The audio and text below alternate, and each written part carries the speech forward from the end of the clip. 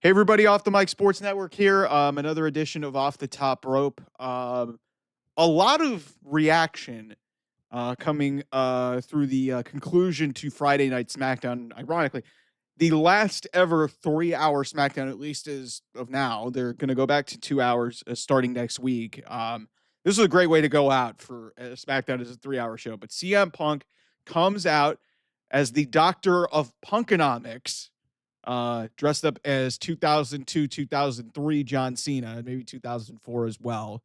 And then he changed the word life gimmick in 2005 when he started winning WWE championships. And I was thinking about this because here we are, currently recording. Here we are on the 14-year to the day anniversary of Punk, and what I consider to be Punk's greatest moment, one of his greatest moments, at least on the microphone, because obviously he's won all those championships. Money in the Bank was obviously maybe one of the peak moments of his entire career. But I'm thinking about this, and I'm thinking to myself, okay, where does this CM Punk dressed up as John Cena from the early 2000s rank? I got to be honest with you, this is one of his better ones. I don't know if it's the best one he's done this year, because there was a couple that he had. Some of the stuff with Rollins was okay.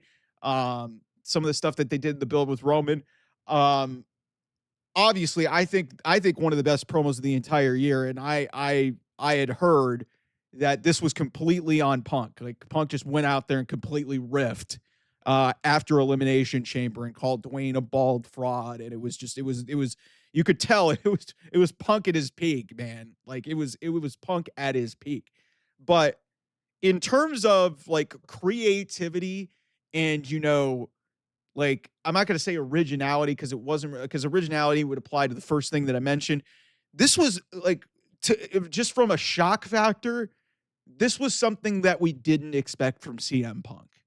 So I got to give him a ton of credit, because a lot of people are saying, man, where's the old Punk? I mean, it's like, people also forget this guy once dressed up as Jeff Hardy 15 years ago. Okay. With full face paint and, the arm sleeves, fishnets, and all this other shit that he had on, like the tight jeans and the tank top. He did the whole thing with Jeff Hardy. But we haven't really seen that from CM Punk in a long time.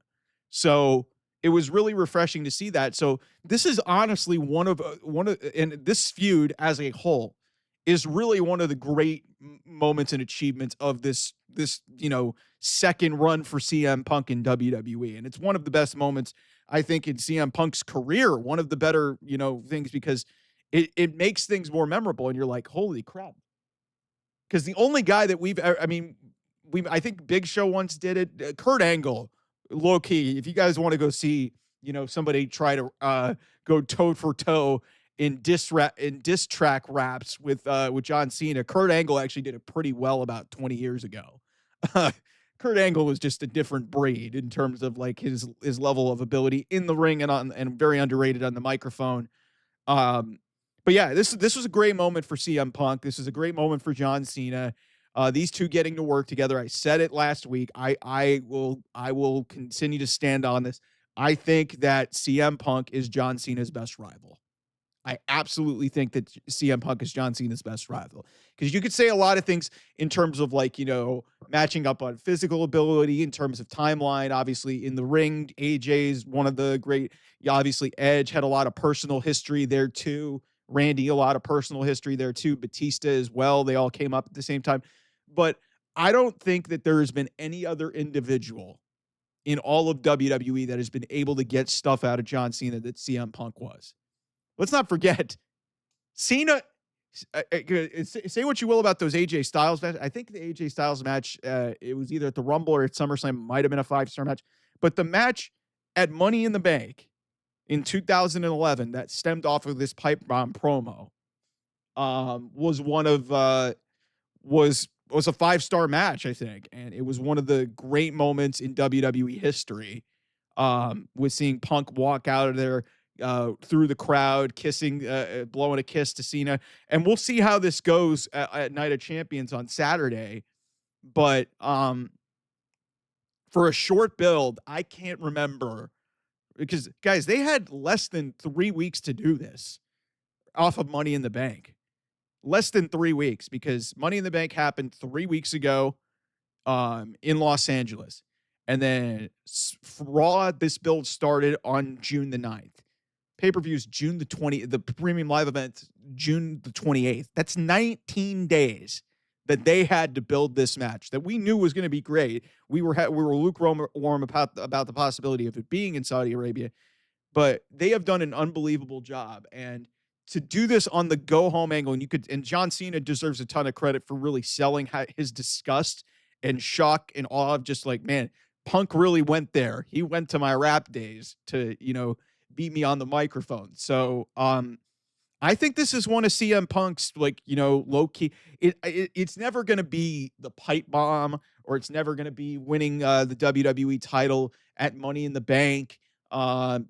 It's never going to be like, like I'm not going to give you guys all these moments, but I'll be honest with you, and maybe this is recency bias a little bit, but to see what he was able to do, because after, everybody was kind of burying it because of like, oh, he laid in a heap for 10 minutes while John Cena cooked him and took his material, and he comes back. We were asking the whole week, how is CM Punk going to respond to this? And I don't think anybody in their right mind had CM Punk coming out in a custom Cubs jersey, a backwards baseball cap, a backwards Chicago Bulls baseball cap, and having drug-free on his knuckles and calling himself the doctor of Punkanomics. Like, people have not ripped off of Cena's rap gimmick in a long time. So it's really like, even The Rock didn't do that. And The Rock and Cena was a high-profile feud. Got 2 WrestleManias, twice in a lifetime, you remember? Rock didn't even go there. Rock did not even go to being a rapper. It's been Kurt Angle, and I think the Big Show might have done it, but it's really those 3, if my memory serves me correctly. Like, that's insane. And the last person that you would think would even resort to doing that is CM Punk. But people forget that 16 years ago in 2009, when he was feuding with Jeff Hardy, he literally came out as Jeff Hardy. So this is not like a new thing. So people who are shitting all over this and acting like it's some sort of deplorable humiliation ritual, this was really entertaining. This was a fantastic piece of business. And like I said, to do what they were able to do between fitting in the pipe bomb, between fitting in, this promo, they had a great face off, on SmackDown. They had a great face off on Raw. In 3 weeks, they managed to make this match feel pretty freaking big, despite being a Saudi Arabia show and all the drama and all the political stuff surrounding it, which you can't control, obviously. This was really well done. So, credit to CM Punk. Like I said, this is one of the better promos of his entire career. I mean, he had some good ones in AEW, and I know some people will come and attack me for that, but it was so like, we expect Punk to cook on the microphone no matter what the circumstance is. But because this felt so different from because this, like, he didn't do, like, with Jeff Hardy, it's like, you had Jeff Hardy is Jeff Hardy, but to go as Cena the rapper, come up with the rap, you can say what you will about some of the lines and some of the stuff that he said in this, but it was well done. So credit to CM Punk, man. Like, whether you love this guy or you hate this guy, you have got to admit that or even if he's a money grubbing, Saudi Arabia's dick sucking guy, whatever you want to call him, he put in work for this. This was a really well done segment, and I think it's one of the better. The last 2 weeks have been really outstanding for this feud. Anyway, thanks so much for watching. I'll see you guys soon. Bye bye.